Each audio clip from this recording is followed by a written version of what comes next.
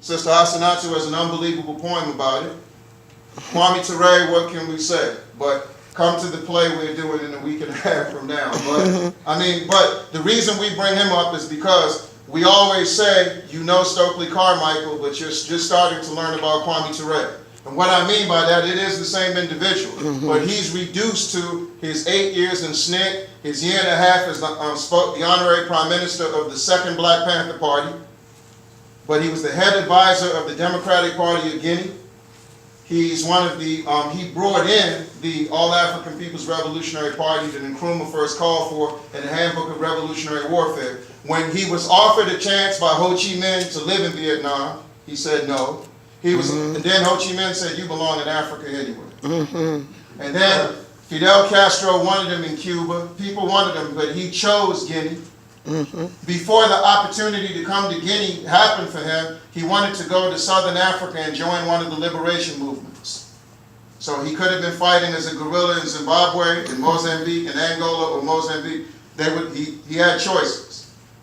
But then he chose Guinea, and everybody from every quarter, as he said it, criticized him for wanting to go home. Huey Newton called him a CIA agent for wanting to go home. Many said he ran away because he decided to go home. And as soon as he went home and got settled, he witnessed the assassination of Amilcar Cabral. Where was he running from? If you know how dangerous Guinea was at that point. Yes. When did he ever run from anything? For or real. anyone?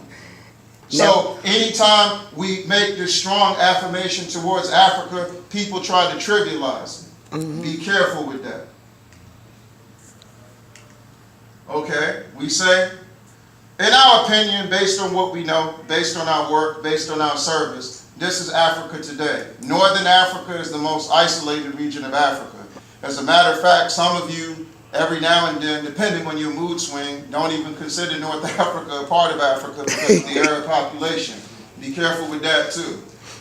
That's why the Obama administration bombed Libya. They said these Africans, he ain't gonna say nothing about that. They don't even consider North Africa a part of Africa. Western Africa is the most corrupt part of Africa on the governmental level. The people are beautiful. East Africa, chaos everywhere with the exception of Eritrea. Southern Africa is the most stable. Reason is because the liberation movements that ushered in independence are still in power.